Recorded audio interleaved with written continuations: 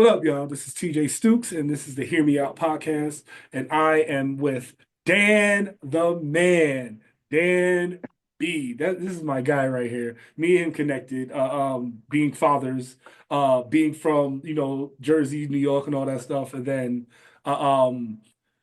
just being good people. Even though the show presented it like it wasn't.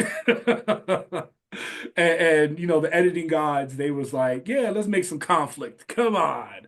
And not realizing that, like people are gonna, that's the only thing they're gonna live by. But Dan, introduce yourself for the people, man. How we doing, everybody? My name's Dan. I was player 204 on Netflix's Squid Game: The Challenge, and like TJ said, I'm a dad. I'm a coach like him, and I'm pretty sure that's why we got along. We're pretty similar, even though he's twice my height. Okay, let's get straight into it, right? What was your, because everybody who made it out of red light, green light had some type of adversity. What was your adversity in that? Well, for me, again, I'm a baseball guy. I love it. The warmer, the better. The temperature in that room was the single hardest factor related to red light, green light for me. The time I stand in the operating room for 14 hours, I could stand.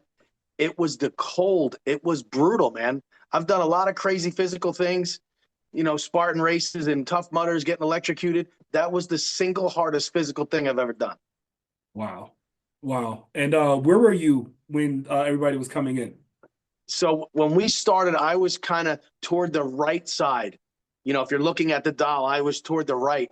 And I was in the front. So I went off, not like you went off way back, but I started with the first line, and I was being cautious. I knew that was listen, I don't have to win this thing. I just got to finish it. So my philosophy was, slow wins the race. And I tried a bunch of different strategies, and none of them were any better than the previous. That's for sure. I'm telling you, I think everybody had to play until they got hit in the mouth. That's right. And yeah, how long did it take for you to finish? I mean, I think the second or third from the last group. Okay. So I 8 hours, 8+ hours, however long it was forever time. I'll tell you that. And it felt like it was never going to end. It really did. Yeah, I agree with you on that. That I think that cold really made it 10 times more difficult. And people truly, truly don't understand that like when you're supposed to do something athletic, when it's minus like it's like 28 degrees, you can't. And there was a theory that I heard from somebody that they intentionally left all the doors open the day before so it could be more frigid. Well, I've had conversations with people about that too, and I'll tell you what, I'm almost positive in some of the cracks in the set, I was feeling breeze. So I think there might have been fans in there too. But when those drones would come right near you, it the cold was even worse just from the blowback from those propellers.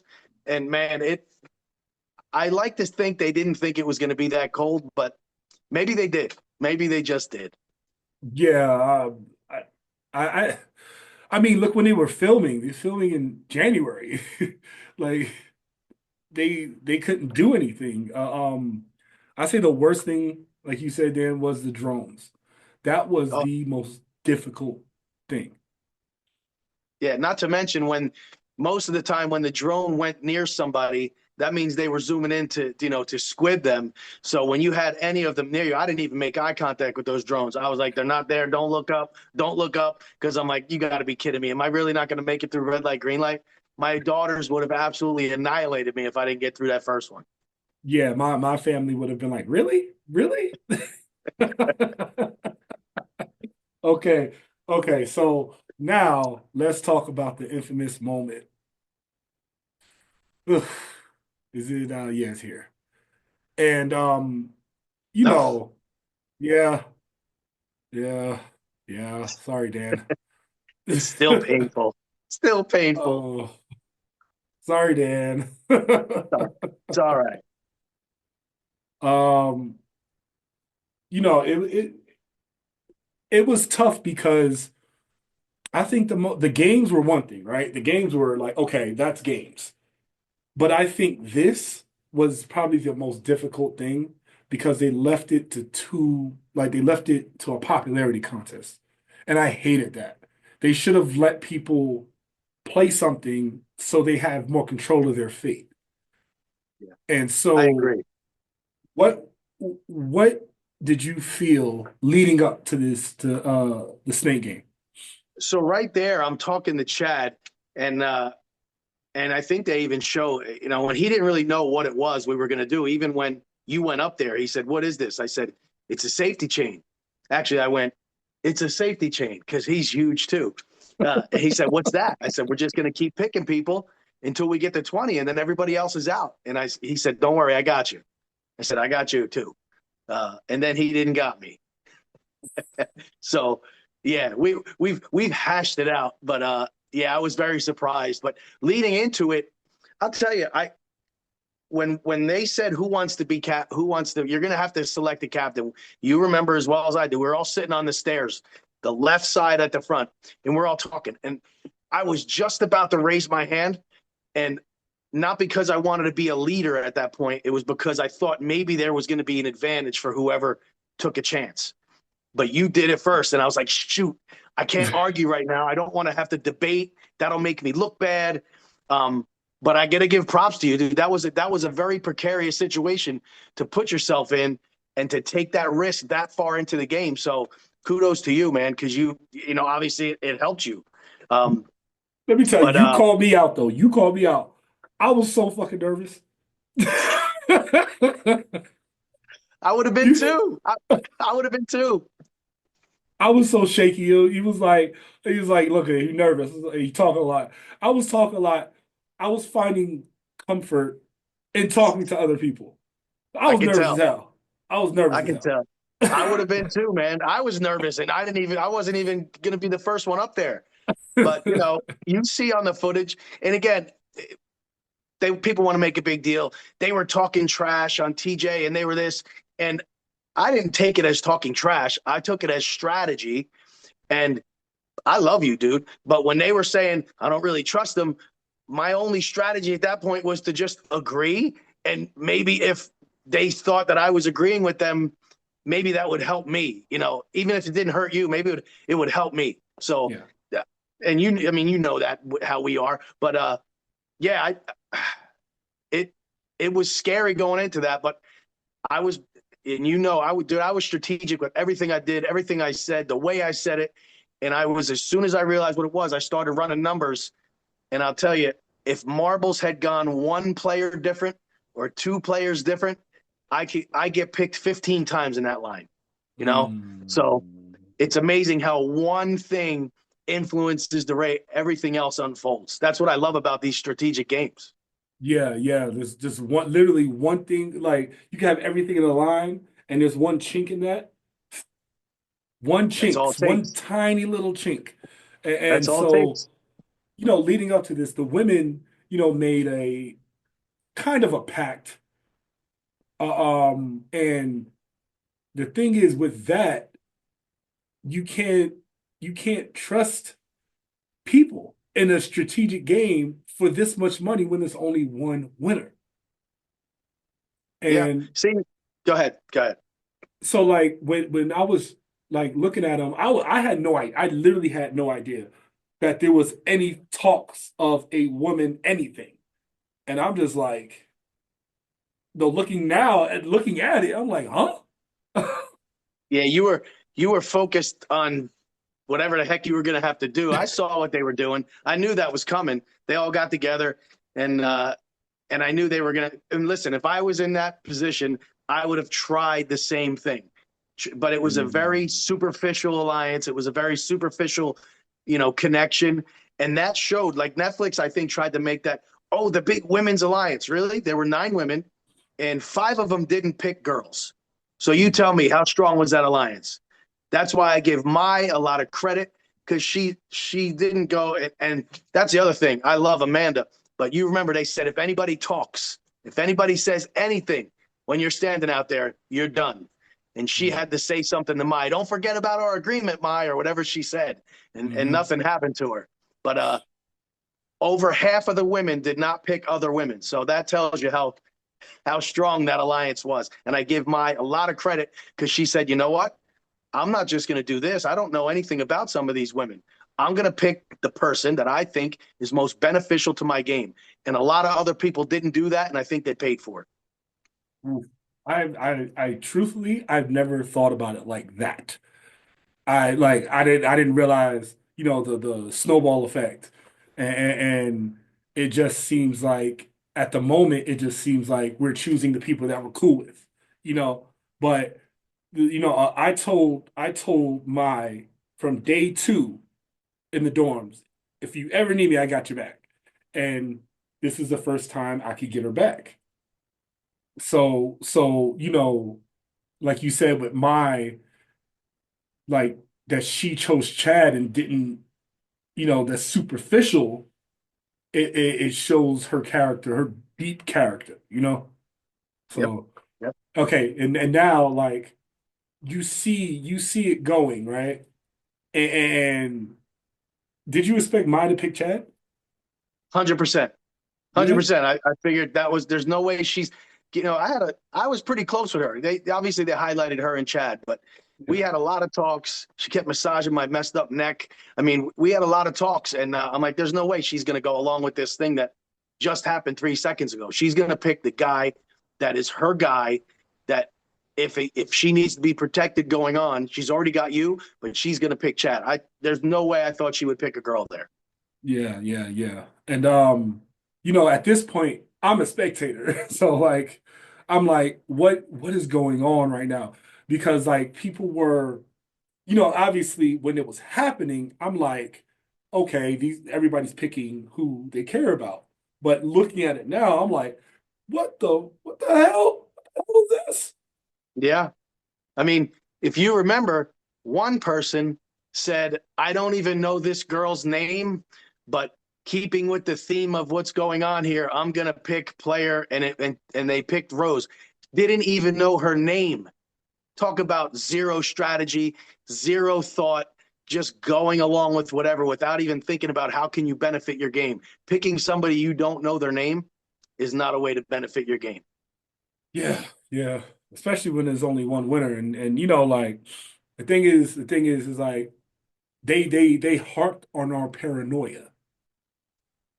They truly, truly did. They made it seem like people saying this and people saying that. And they said it at some point, but it didn't fit the time where it was being shown to the viewers. Yes. So, Yes. Yes. you know, it was just like for us, it's like, damn, when she say that or when he say that. But for the viewers, it's like, oh, this is gold.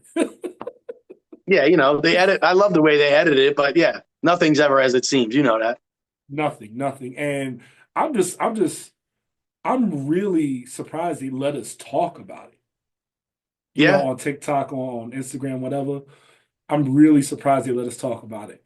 And that okay, right there, that right there was the pick, the biggest bullshit pick, and Chad got duped, and oh, that changed the whole thing right there, right mm, there. yeah, because he picked okay, I forget who he picked. He picked 77 Marina. Marina. Okay, Marina's cool. I love her. Oh, That's love my it, sister. I love love it. Marina.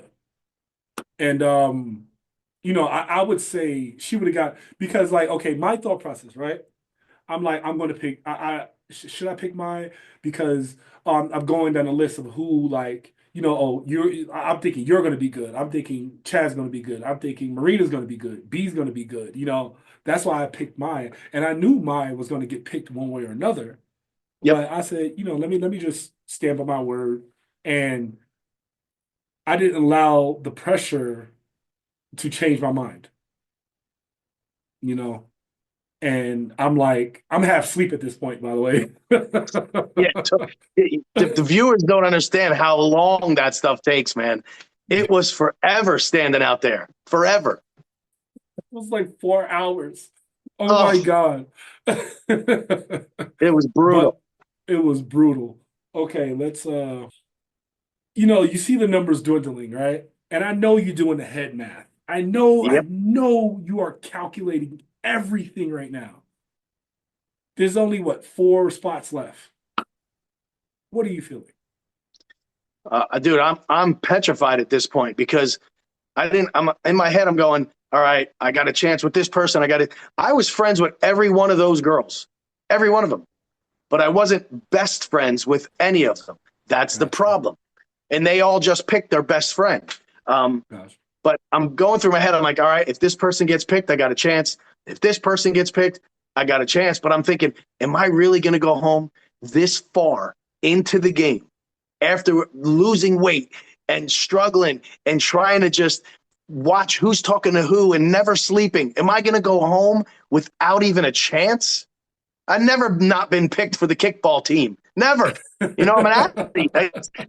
I'm going, this can't happen. This can't happen this way. And all the way up to the end, I thought I had a shot. I really did. Wow. Because the last person that was picked was Perna, I believe. Yep. And with Perna, amazing. I love Perna so much. I love Perna. He truthfully, he had no choice because he was the last one to pick. He couldn't pick anyone else. Now, And Perna he, would have 100% picked me. We've talked about it. And if Perna wasn't picked, I would have picked Perna. If he was picked, I would have picked Chad. But then Perna would have picked me. It's there's no discrepancy there. yeah, yeah. So, okay, James, there he is. James.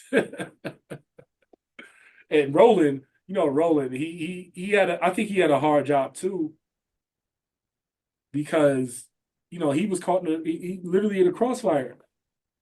Yeah. James.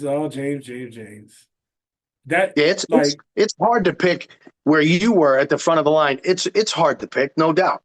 But as you start to get toward that other side of the line, now you're staring at 14 people, and only three are going to make it. I mean, I don't envy that position either. yeah, yeah. I think the hardest thing was looking at it. The hardest thing was like just standing there not knowing the why, because thing they didn't show was the why. It's like they showed like, oh, I picked this player. I picked this player. They didn't tell the audience like why that person was picked because they made us give a reason. Oh, there's the moment. Oh, I just dropped. Yeah, Dude, it felt like somebody ripped my heart out of my chest. It really yeah, did.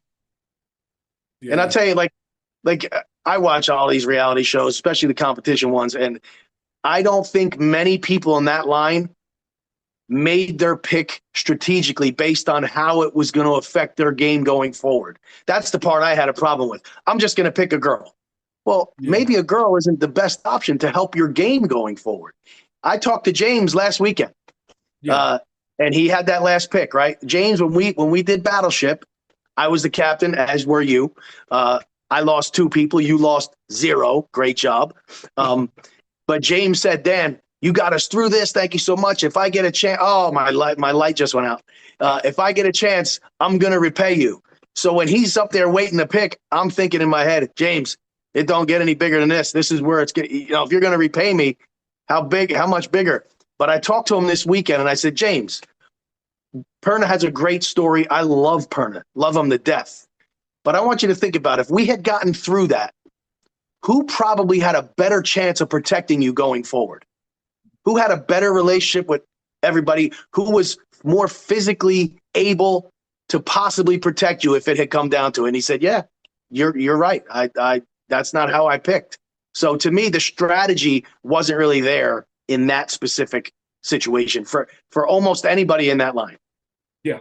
Yeah, I think that the exhaustion played a role in it. That Yep. definitely played a role in it because by the time you got to the middle, everybody was impatient, exhausted, legs hurting, feet hurting. Everyone Oh, was just standing. And yeah. and and, and I just feel that all that all that's being shown, I really wish for season two they show more why. They just don't like, Yeah, oh, here goes the character. Here goes the character. Here goes the character. You know? yeah. At that point, with only 31 people left, you can show that. You can show Mhm. some of the why are these things happening. But in the beginning, I understand. But toward the end, yeah, they whatever. I'm not an editor, but yeah, I agree 100%. Yeah, yeah. So, speaking of season two, what tips would you give to any player that's coming out because they're currently filming right now? What tips would you give any player coming out of it? And what did you take from your experience? Well, coming out, I would say, listen, you don't go directly back to work. I got home and I just went back to work like 2 days later or a day later. You're going to need some time to decompress, especially if you make it real far and you end up being disappointed and sad and depressed like I was. So don't go right back to work. Stay home with the people that love you and the people that can care for you. Be around your kids, be around your significant other. Let them help you get through it because it's a traumatic thing, man. It really is. I understand it now. I've watched a million reality things. Survivor's my thing, and I understand now how devastating it can be. What if I did this? What if that didn't happen? And you're running so many things through your head, and it's really out of your control. But be around people that care about you as much as you care about them. When you get out, that's what I would suggest. Okay. And what would you take away from what is your main takeaway from you doing Screen the challenge? Oh, my main takeaway was I've been applying to Survivor for 23 years now. All right. And I've never even gotten an email, nothing. So the fact that I got to do this, taking what I took away from it was an incredible experience. Savage, as I said on the show. It was great. What I took away from it, though, it has only fueled my fire even more to get another shot at something like this. This isn't a one and done for me. I want to go and I want to show somebody. I want to write the book on how to win one of these things. That's what I was trying to do there. So it it just solidified the fact that I want to do this again. I can't wait. And it just ignited even more in me to do this again. Wow, wow. If the people don't know, you tell them what other show you was on most recently. Yeah, well, I also went on Beast Games, which is on Mm. Amazon Prime right now, and that didn't go quite as well as Squid Game did. Um, but it was, I think my next thing would be great for me, and I'll do any competition show. I'll put myself up against anybody and see what happens. But I need a small cast. I need a Yeah, small cast. definitely, Now I've played definitely. with 2,456 players for a total of $9.56 million, and all I have to show for it is great memories. But that's okay. The man, but like that is so funny because, like you said, like number one, you're immortalized twice. You're immortalized. Your grandkids could watch you streaming anywhere, right? And then number two, like you said, like great experience, great friends that became family. Because we realize we're more the same than we are different. Even though we Absolutely. come from completely different walks of life. So, yeah, wow, this is fantastic, man. And I'll This tell you, I, we've talked about it in a different show with a different way it was happening. I don't know how we all would have been after, but I distinctly remember feeling it was palpable. I remember the second when it felt like we were all like, you know what? It's us versus them. Even though we're all competing against each other, we're together here. We got to beat whoever's behind that freaking mask and whoever's behind that curtain. And it's so weird because we were competitors, but we were all working together kind of. But I felt it, man. I felt it. And I think that has transitioned to how close we all are now. It wasn't like everybody was trying to screw everybody over. It was more we're trying to get through these things as a group, as a unit. yeah, yeah, definitely. Definitely. I think I felt that too. Obviously it was some points where it was either individual or, like the other team, but as a unit, I felt like 97% of us respected each other as people. Absolutely. Yep, I And, agree. and I think that's what makes us close because we respected each other. Yes. Uh, but Dan, to wrap this all up, tell the people your socials where they can reach you if they want to. Sure, sure. My Instagram, I'm not really great at TikTok, but TikTok too. Everything I'm on is called Get After It Dads. My main mission is to inspire, educate, and help dads become better dads, and help dads understand how important we are in the lives of kids. And I really believe with all my heart that if we had more good dads in this world, we'd have more good people. So dads have to be there, change the diapers, hold them when they're sick. Don't just be there for the fun stuff. We got to do the hard stuff too. Yeah, wow. This is why you're a great person. Like right here, like look at that. This is just like 1/3 of your whole being is you're 33% great, 33% great here, 33% great here. Work But in Dan, progress, man. A work in progress every day. I love it. I love it. But Dan, thank you for your time. This is the Hear Me Out podcast, and peace out, y'all. Thank you.